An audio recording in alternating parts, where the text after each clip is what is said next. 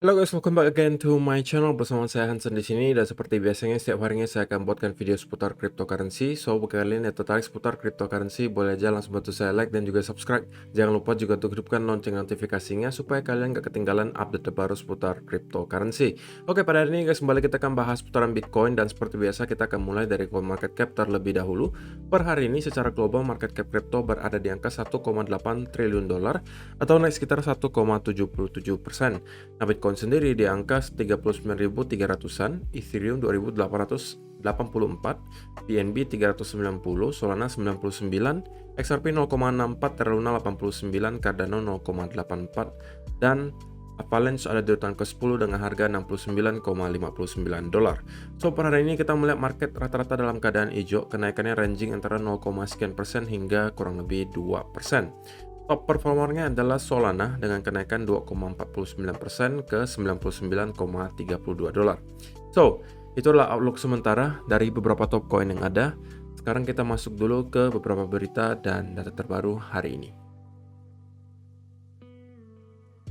Nah, yang pertama ini dari Will Clemente. Dia mengatakan Bitcoin whales holding are now the highest since September of last year. This continued increase has honestly surprised me. Jadi ini adalah sebuah data yang menunjukkan Bitcoin whales holding atau jumlah supply yang dipegang oleh paus Bitcoin yang memiliki lebih dari 1000 Bitcoin. Dan angkanya sekarang adalah paling tinggi semenjak September tahun lalu. Gitu ya, kalau kalian perhatikan dalam beberapa minggu terakhir kita terus-menerus mendapatkan peningkatan di holdingsnya para whale yang di atas 1000 Bitcoin. Dan tentunya ini adalah indikasi baik gitu ya, karena kalau kalian perhatikan harganya itu terus-menerus di-press ke bawah, tetapi paus-paus besar ini udah terus melakukan akumulasi. Hal yang serupa juga pernah terjadi di bulan Oktober 2021 kemarin, dimana kalau kalian perhatikan kita mendapati koreksi di sini, harga terus-menerus ditekan ke bawah, tetapi para whale melakukan akumulasi di sini. Jadi ada terjadi semacam divergence, dan pada akhirnya yang terjadi apa? Kita kemudian menemukan bottom dan kita mendapati rally berikutnya ke atas. Tapi sebaliknya, ketika harganya terus-menerus naik di Bitcoin, tapi holding para paus yang lebih dari 1000 itu menurun, berarti kita bisa asumsikan bahwa kenaikan di sini hanya menjadi ajang exit liquidity bagi para paus besar gitu. Yang membuat berarti yang maintain kenaikan harga di sini itu mungkin hanya ikan-ikan teri gitu. Retail-retail seperti kita. Dan biasanya itu tidak bakalan bertahan lama. Dan kalau kalian perhatikan, yang selanjutnya terjadi adalah kita kemudian drop lagi ke bawah. Karena memang tidak didukung oleh para paus kenaikan di sini. Mereka malah melakukan distribusi atau menjual gitu ya. Hal yang sama juga terjadi di sini di awal tahun 2021 ketika kita terus-menerus mencetak all-time high baru. Tapi kalau kita perhatikan secara jeli, whale holdingsnya itu udah terus-menerus menurun. Oke, jadi yang di sini juga sama kasusnya. Bahwa kita terus-menerus naik di sini, itu yang menaikkan harganya adalah orang-orang yang FOMO, para retail yang clustery gitu ya. Dan itu biasanya tidak akan bertahan lama, dan pada akhirnya para paus juga udah semuanya distribusi, dan akhirnya kita mendapatkan koreksi besar di sini. Oke, jadi ini bisa kita jadikan sebagai salah satu leading indicator. Nah, untuk sekarang berita baiknya adalah kita juga melihat hal yang mirip dengan yang terjadi di bulan Oktober kemarin, di mana harganya terus di-press ke bawah, tetapi para whale holdingsnya udah mulai naik, dan terus-menerus naik selama beberapa minggu terakhir. Jadi, apakah hal yang sama akan terulang di antara yang di sini dengan yang di sini? Mudah-mudahan terjadi gitu ya. Dan memang secara historis kita bisa buktikan bahwa whale holdings ini bisa menjadi salah satu leading indicator. Gitu ya. Dan ya, kita lihat saja nanti ya, apakah efek ketapel kembali akan terjadi seperti yang terjadi di bulan Oktober ini, ataukah kali ini kita akan gagal.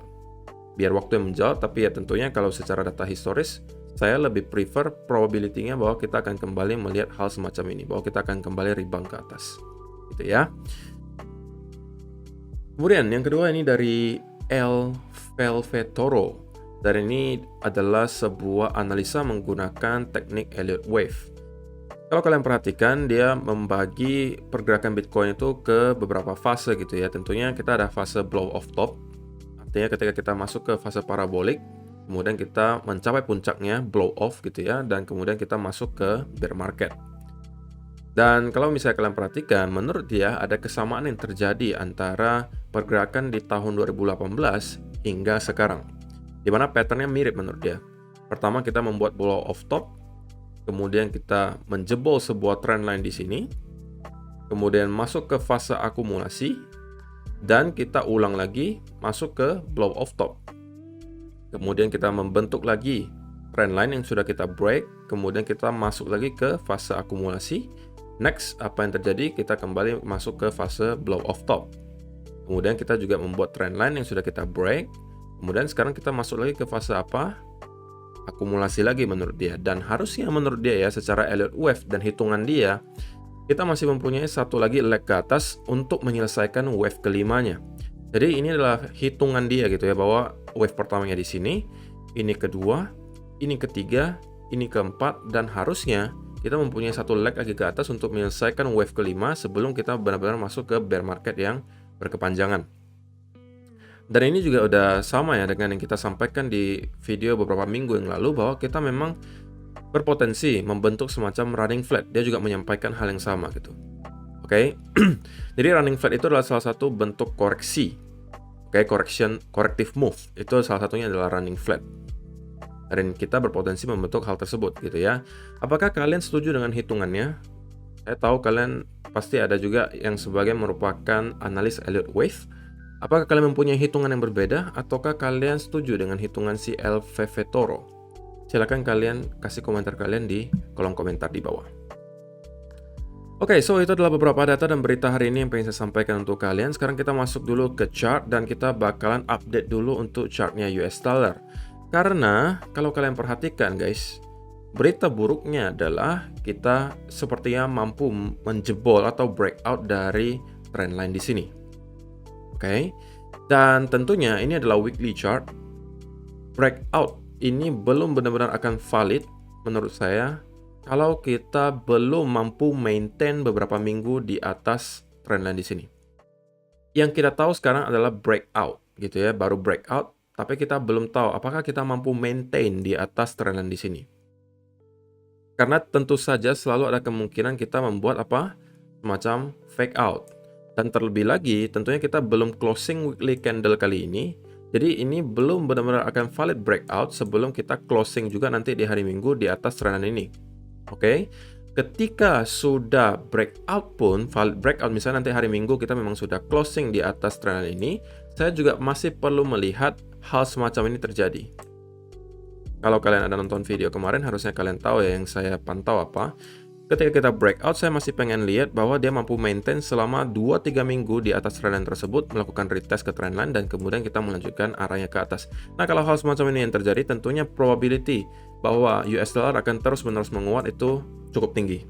Tapi tentunya hal tersebut masih perlu kita tunggu, dan kita masih perlu mungkin beberapa minggu untuk melihat hal tersebut terjadi. Tentunya ini bukan senario ideal yang mau kita lihat ya sebagai seorang investor kripto, karena ketika US dollar terus-menerus menguat, maka yang biasanya terjadi pada kripto adalah melemah biasanya. Oke. Dan saya hapus dulu.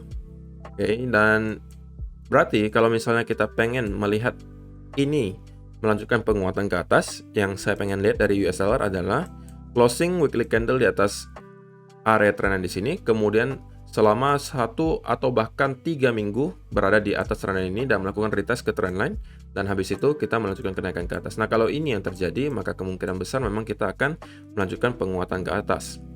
Tapi kalau misalnya yang terjadi adalah ketika hari Minggu misalnya kita tidak closing di atas trendline di sini dan hanya membuat wick seperti ini, maka tentunya itu adalah sebuah indikasi baik gitu ya, bagi kita sebagai seorang investor kripto, bahwa kita mendapatkan semacam rejection. Ataupun misalnya minggu ini kita closing di atas trendline ini, tapi minggu berikutnya kita kemudian mendapatkan bearish engulfing, atau kita kembali masuk ke trendline-nya, yang berarti kita bisa asumsikan ini sebagai fake out. Itu juga adalah sebuah senario yang ideal buat kita para investor cryptocurrency. Tentunya sekarang itu hanya sekedar harapan, kita tidak bisa menebak arah market nanti akan pastinya ke arah mana. Yang kita bisa lihat sekarang tentunya adalah US dollar sudah berhasil breakout dari trendline-nya. Pertanyaan berikutnya, apakah kita mampu maintain di atas area trendline ini ataukah kita akan kembali masuk? Itu adalah pertanyaan selanjutnya yang harus kita jawab dalam beberapa minggu ke depan, dan itu tentunya akan menentukan pergerakan Bitcoin nantinya. Oke. Nah, sekarang kita akan masuk ke chartnya Bitcoin dan kita akan lihat di daily chart. Nah, seperti yang saya sampaikan di video kemarin bahwa kalau misalnya kalian melakukan short di sekitaran area di sini, menurut saya itu kurang bijak untuk dilakukan gitu guys, karena kalian sedang short di area major trendline yang harusnya dijadikan sebagai area support. Dan saya udah sampaikan juga bahwa kemarin itu kita berpotensi kembali membentuk hal yang sama dengan yang beberapa hari lalu terjadi, yaitu adalah double bottom di sini ya. Dan kemudian kita kembali rally ke atas, dan hal yang sama juga terjadi di sini, di mana kita juga membuat double bottom. Dan saya sampaikan kalau misalnya kalian yang pengen scalping gitu ya, ini mungkin bisa menjadi salah satu setup kalian untuk scalping, karena ini setupnya cukup menarik. Kita berada di trendline, kemudian kita ke reject dari trendline, membentuk double bottom, oke. Dan kalau misalnya kalian sempat masuk ketika breakout di sini, ya selamat. Kalau kalian yang konservatif, harusnya kalian juga bisa masuk ketika retest di sini. Oke? Dan targetnya, kemarin udah kita hitung juga, adalah sepanjang ini ya guys. Oke. Nah, 39.200 kurang lebih merupakan target dari double bottom ini. Dan kita sudah mencapai area tersebut. Jadi selamat ya kalau misalnya kalian ada sempat masuk untuk scalping di sini. Tapi kalau kalian yang belum sempat masuk sama sekali sampai sekarang, tentunya menurut saya untuk sekarang belum ada setup yang baru lagi, dan menurut saya akan lebih baik untuk menunggu terlebih dahulu, karena untuk pergerakan yang terjadi sekarang juga menurut saya tidak terlalu meyakinkan ya. Kita melihat ada pergerakan yang merangkak naik ke atas tapi tidak dalam bentuk yang sangat impulsif. Yang kita pengen lihat itu adalah pergerakan yang impulsif, alias pergerakannya cukup menukik ke atas gitu, yang menunjukkan ke kita bahwa para bull sekarang mencoba untuk kembali memegang kendali. Tapi yang terjadi sekarang adalah kita membuat pergerakan memang merangkak naik ke atas, tetapi kita berpotensi gitu ya membentuk semacam rising wedge. Oke. Tentunya kalau misalnya kita mampu breakdown lagi di sini, ini bukan indikasi baik dan kita bisa kembali akan nge-retest area dari lower trendline di sini. Oke. Ini adalah scenario bearish ya tentunya, di mana kita breakdown, kemudian kita consolidate, dan ini akan menjadi pemicu menurut saya untuk kembali retest ke lower trend line-nya. Tetapi kalau misalnya kita melanjutkan kenaikan dari sini, yang pengen saya lihat adalah tentunya kita breakout dari trend line di sini. Oke. Dan membuat bullish continuation pattern. Mungkin bull flag atau apapun itu. Dari sini baru kita mungkin bisa kembali mencari setup untuk buy, dan targetnya tentunya ada di upper trend di sekitaran sini. Tapi tentunya hal tersebut sekarang belum terjadi. Kalau kalian belum sempat masuk, ya sudah ditunggu saja dulu. Kalau kalian yang masih ngehold dari kemarin masuk di sini dan mempunyai sebagian posisinya, ya menurut saya juga belum ada alasan bagi kalian untuk sekarang closing semuanya. Kalau saya pribadi juga masih ada ngehold sebagian gitu ya. Jadi ini tergantung planning masing-masing. Kalau memang dari awalnya kalian hanya pengen scalping, ya mungkin kalian udah mencapai target. Tapi kalau memang kalian pengen sekaligus swing, ya mungkin kalian hanya close bagian di sini, kemudian sisanya kalian biarkan.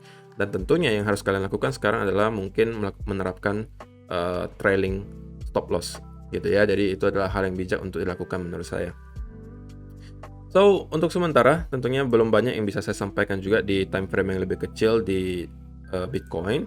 Yang kita tahu adalah bahwa di daily chart kita sepertinya masih mampu maintain ascending channel di sini, dan juga dari pro-trending wedge di sini. Sekali lagi, selama kita mampu maintain di pattern ini, kita selalu akan berkesempatan untuk bolak-balik pattern ini.